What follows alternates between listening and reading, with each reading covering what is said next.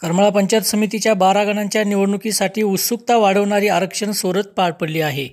सदर आरक्षण सोडत ही शांततेत पार पडली आणि अनेक दिग्गजांचे लक्ष लागलेल्या जागांचे चित्र स्पष्ट झाले आहे।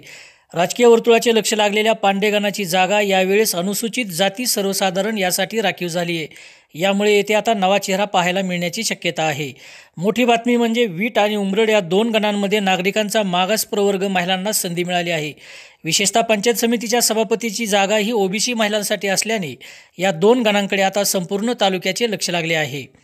तर हिसरे, कोर्टी, केतुरा आणि साडे यांसारख्या महत्त्वाच्या गणांमध्ये सर्वसाधारण अर्थात खुला आरक्षण असल्यामुळे येथे अनेक दावेदार उभे राहतील आणि प्रचंड चुरस या ठिकाणी पाहायला मिळेल।